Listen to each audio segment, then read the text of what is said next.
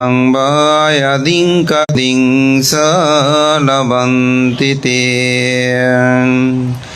etena sasavajjina hotu te jaya mangalang te।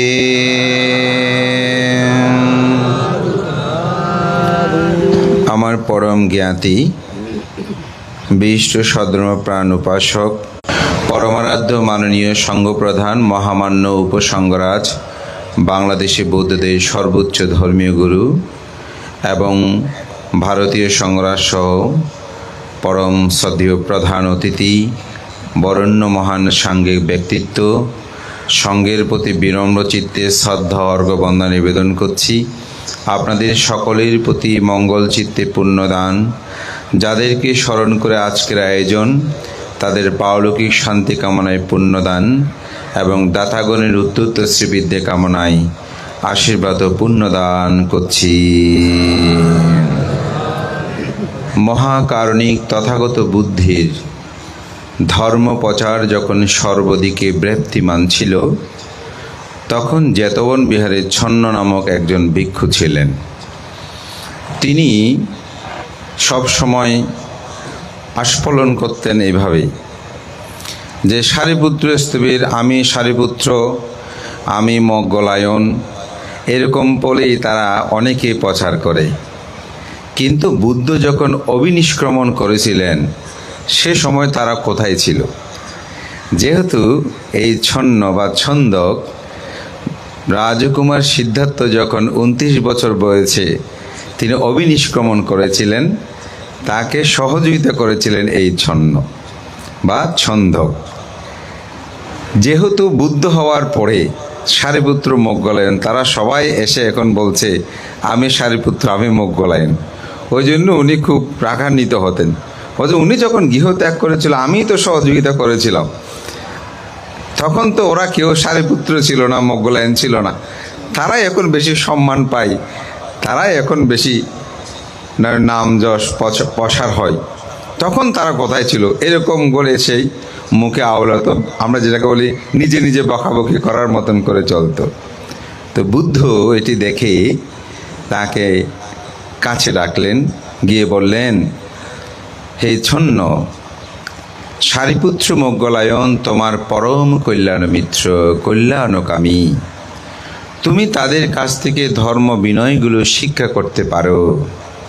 তুমি এরকম পাপও চিন্তা করে কথা বলবে না।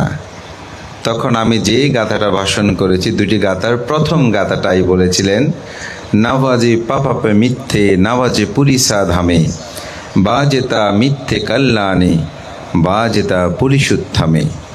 পাপ মিত্রে কখনো সংসর্গ করবে না, নরাধম ব্যক্তির সাথে কখনো উঠা বসা করবে না, সংসর্গ করবে না। পুরুষোত্তম দুর্লভ ব্যক্তির সাথে তুমি চলাফেরা করবে। তো বুদ্ধ নরাধম বা পাপমিত্র কাকে বলে? যারা কায়ের দ্বারা, বাক্যের দ্বারা, মনের দ্বারা পাপকর্ম সম্পাদন করে, পাপ চিন্তা করে, পাপ কাজ করে, তাদেরকে বলা হয় নরাধম বা পাপী ব্যক্তি। আবার পুরুষোত্তম বলতে কাকে বোঝায়? এখানে মার্গ জ্ঞানের কথা বলি, তবে আমি বোঝানোর জন্য যদি এইভাবেই বলি, সেটা হচ্ছে যারা কায়ের দ্বারা, বাক্যের দ্বারা, মনের দ্বারা কোনরূপ পাপকর্ম সম্পাদন করে না, তারাই হচ্ছে পুরুষোত্তম ব্যক্তি। এবং তাদের সংসর্গের কথা বুদ্ধ এখানে তাকে বলেছেন। যদিও বুদ্ধের এই কথা শুনে সেখানে অনেকে শ্রোতাপত্তি সহ মার্গ জ্ঞানেই উপনীত হলেন, কিন্তু এই ছন্ন সেটা হয়নি, তার মানটা থেকে গিয়েছিল। তো বুদ্ধ আনন্দকে ডেকে বলেছিলেন, আমার পরিনির্বাণের পর তাকে ব্রহ্মদণ্ড প্রদান করিও। কিরূপ ব্রহ্মদণ্ড হবে প্রশ্ন করেছিল, বলতে তার সাথে কেউ কথা বলবে না। পরবর্তী সে যখন বুদ্ধের পরিনির্বাণের পর যখন ভিক্ষু সংঘরা তার সাথে কথা বলছে না, সংসর্গ করছে না, তখন সে সাধনায় মগ্ন হয়ে অচিরেই সেই মার্গ জ্ঞান লাভ করল। তা আমার কথাটা বলার কারণ, মানস কান্তি বড়ুয়া তিনি পুণ্যবান মানুষদের সাথে, সৎ মানুষের সাথে তিনি তার জীবনকে অতিবাহিত করার জন্য চেষ্টা করেছেন। এখানে তার কৃতজ্ঞতা প্রকাশের প্রণালীটা দেখলে বোঝা যায় তিনি কাদের সাথে, কাদেরকে নিয়ে তিনি চিন্তা করেন। আমাদের মহামান্য সঙ্গরাজ, আমাদের সর্বজন শ্রদ্ধেয়, আমি তার জীবনদর্শন সম্পর্কে জানি। তিনি কোথায় আর মানসবাবু কোথায়? একজন সর্বোচ্চ ধর্মীয় গুরু নিরোগ দীর্ঘ জীবন কামনায় তার চিন্তা চেতনা। আজকের আগমনীতে আমাদের শ্রদ্ধেয় ভিক্ষু সঙ্গদেরকে যেভাবে পুষ্প মিশ্রিত পানি দিয়েই যেভাবে তাদেরকে শ্রদ্ধা, সম্মান, গৌরব প্রদর্শন করেছেন, এটি আসলে অনুকরণীয়। এবং সঙ্ঘকে এভাবে পূজা করলে সঙ্ঘের মধ্যে এটি একটা চেতনাবোধ জাগ্রত হয়। তবে আমি বলবো শুধু এই 4 জন সঙ্ঘকে নয়, 5 জনকে নয়, সবাইকে করবেন। কারণ সঙ্ঘকে যখন পূজা করবেন তখন যিনি একজন ছোট ভিক্ষু তাকেও করবেন লাইন ধরে। তাতে হয় কি, তার মধ্যে একটা চেতন উৎপন্ন হয়, আমাকে এরকম করে পূজা করে আমাকে শীল, বিনয়ে, ধর্মে আরও নিজেও কেউ সংযত হতে হবে, আমাকে এভাবেই চলতে হবে।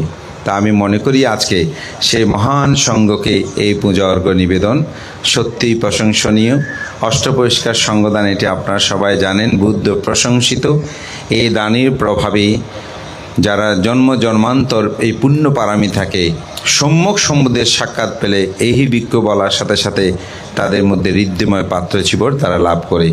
বুদ্ধ প্রতিবিম্ব দান, এটি বুদ্ধ ধর্ম দর্শনে অতীব গুরুত্ববহ। তবে এ দান মানি অন্তর্জগতের মধ্যে বুদ্ধকে প্রতিস্থাপিত করা।